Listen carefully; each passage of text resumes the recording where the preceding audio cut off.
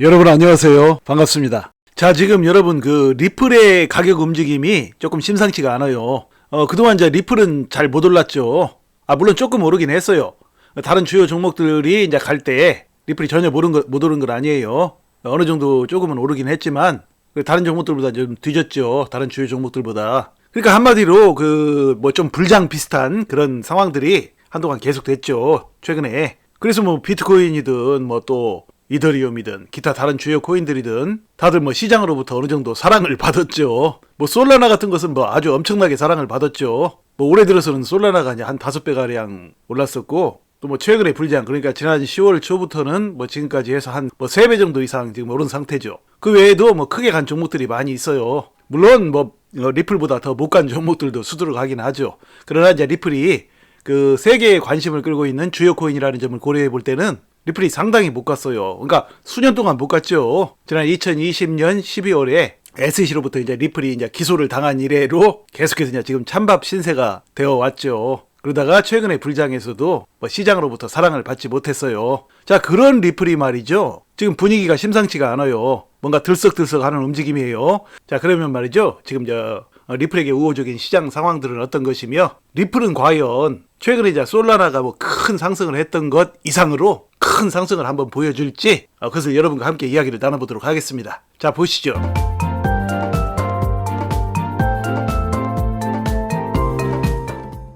제가 그저께인가 그 방송을 할 때, 그때 이제 리플이 그 800원이 깨진 상태였었어요. 700원대 후반. 그때 제가 이제 방송을 할 때 말씀을 드렸죠. 지금이 그 리플을 가지고 계신 분들께서 이제 추가로 물량을 늘릴 그런 좋은 타임이고, 또 이제 리플을 전혀 가지고 계시지 않는 분들이시라면 이제 리플을 매수하기에, 리플을 이제 포트에 담아 놓기에 아주 좋은 타임이다. 그런 말씀을 드렸어요. 그리고 나서 이제 800원대 위로 올라와서 좀 간을 보는 듯 하다가 리플이 지금 이제 830원을 넘었네요. 뭐 좀 이따는 또 어떻게 될지 모르겠어요. 조금 뭐 떨어질 수도 있고 더 오를 수도 있겠죠. 그러나 이제 이런 지금 모습들이 리플이 지금 상황이 심상치가 않다라는 거예요. 그러니까 그동안 엄청나게 못 갔던 것을 한번 만회하고 한번 쏠 때가 되지 않았는가, 지금 그런 생각이 들어요. 자, 그렇게 생각하는 데에는 여러 가지 이유가 있죠. 엊그제 강의에서도 말씀드렸죠. 여러 가지 이제 뭐 리플에 대한 시장 상황들이 개선이 되었어요. 개선이 되고, 그래서 이제 리플이 더욱더 이제 여기서 밑으로 하락할 확률이 굉장히 낮아졌어요.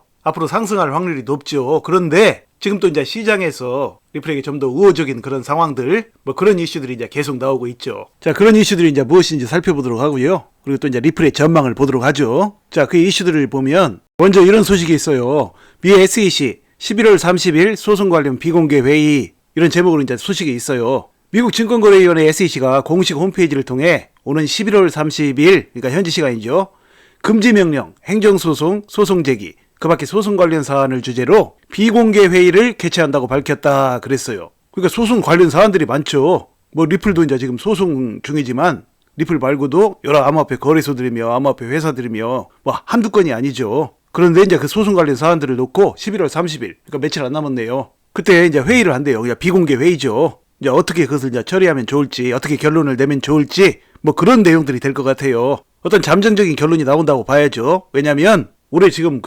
올해가 한 달밖에 안 남았죠. 지금 11월 말이 이제 되어가고, 그러니까 이제 한 달 조금 더 남았어요. 그러니까 올해가 가기 전에 어떤 결론을 내놓고 그 결론을 발표할 수도 있고, 아니면 결론을 내놓고 내년 초에 어떤 발표가 있을 수도 있고요. 그건 알 수가 없죠. 자, 그리고 이제 그 옆에 노란 줄을 보시면 리플 XRP 또는 그레이스케일 관련 소송 및 판결 건이 논의될지 여부는 아직 알려지지 않았다 그랬어요.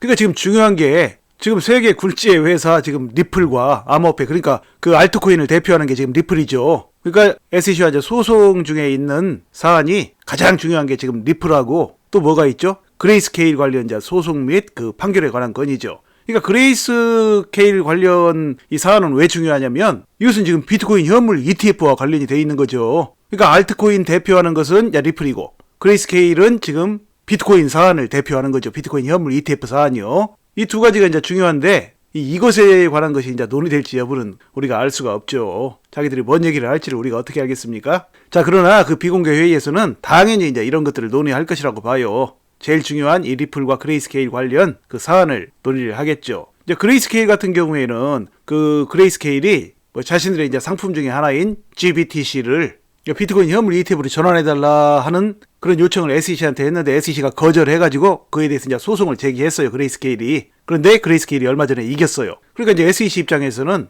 이게 지금 굉장히 중요한 사안이죠. 그러니까 이제 SEC가 패소했으니까 그레이스케일이 요청한 비트코인 현물 ETF 전환권을 이제 승인을 해줘야 돼요. 근데 그레이스케일 건을 승인을 해주면 당연히 뭐 그 여타 그 블랙록이라든지 그 수많은 자산운용 회사들이 이제 신청했던 비트코인 현물 ETF도 함께 승인을 해줄 수밖에 없죠. 그러니까 지금 알트코인 대표인 리플에게나 비트코인의 대표격인 그 사안의 핵심인 그레이스케일 관련이나 둘 다 지금 이 암호화폐 시장이 지금 굉장히 중요한 거예요. 자, 암호화폐 시장의 이제 운명을 가늠하는 중요한 판결이 이제 조만간 나오리라고 봐요. 그게 지금 며칠 뒤가 될지, 아니면 다음 달이 될지, 아니면 올해를 넘기고 다음 달 초가 될지, 그건 알 수가 없지만 지금 암호화폐 시장에는 굉장히 좋은 분위기예요. 특히 리플에게는 너무나 중요한 사안이고 또 큰 기대를 품게 만드는 그러한 사안이죠. 이런 문제들이 이제 잘 해결되게 되면 가장 크게 수혜를 받는 쪽은 알트코인에서는 리플이고 또 그 다음에는 이제 또 비트코인이죠. 자, 이런 이슈가 있었고요. 자, 그 다음을 보시면 자, 크라켄 설립자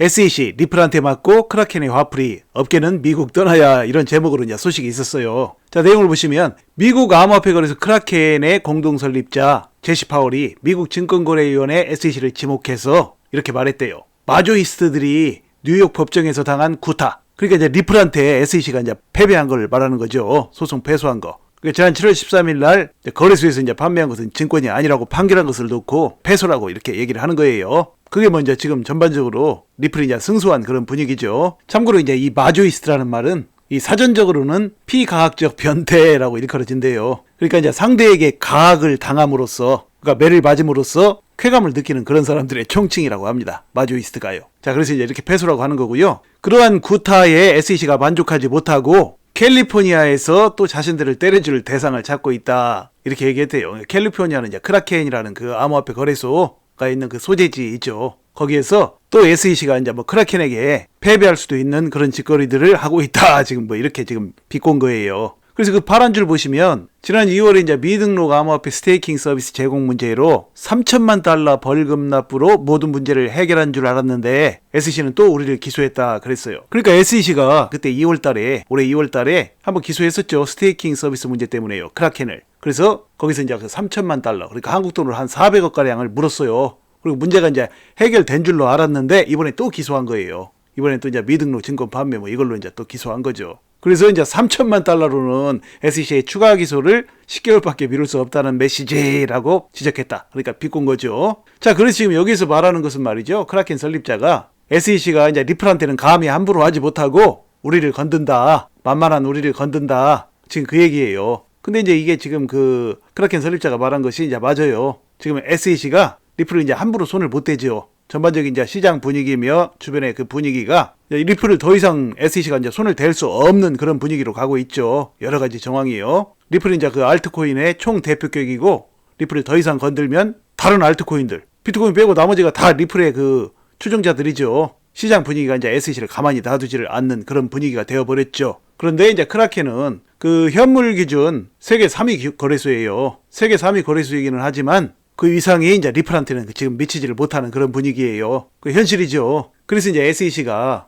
리플한테는 이제 감히 함부로 하지 못하고 크라켄을 건든다. 결론이 그거예요. 그래서 뭐 업계는 미국을 떠나야 한다고 지금 이제 불평을 하는 것인데 지금 이 속에도 이제 어떤 여러 가지 지금 그 SEC의 어떤 꿍꿍이가 숨겨져 있는지 그건 이제 우리가 다 알 수 없어요. 엊그제도 제가 말씀드렸듯이 이제 바이낸스 몰아내기가 지금 끝났어요. 끝났으니까 이제 SEC가 좀 더 이 암호화폐 산업에 대해서 좀 전향적인 자세로 나올지 어떨지는 좀 더 이제 두고 봐야겠죠. 그러나 분명한 것은 SEC가 이제 리플에게는 더 이상 함부로 하지 못한다라는 그런 사실이죠. 분위기가 다 그렇게 돼버렸어요. 뭐 SEC와 이제 리플 간에 지금 뒤에서 어떤 합의 움직임이 있죠. 이런 합의 움직임에서도 이제 리플이 이제 좋은 결과가 나오지 않을까 그렇게 생각을 해봐요. 조만간 좋은 결과가 나오지 않을까 생각해봐요. 이제 나올 때가 됐어요. 결과가. 바이낸스도 이제 몰아냈고요. 자, 시장 분위기는 이렇게 이제 리플한테는 상당히 이제 우호적인 분위기예요. 그러니까 쉽게 말하면 이제 리플과 SEC 간의 그 합의 발표만 아직 나오지 않았을 뿐이지 리플을 향한 이제 모든 먹구름이 지금 다 거친 상태예요. 그러니까 지금 이제 리플이 심상치 않은 분위기인 것은 그동안 이제 오랜 세월 동안 헤매고 또 헤맸던 이 리플에게 조만간 이제 큰 상승을 할 수 있는 그런 분위기.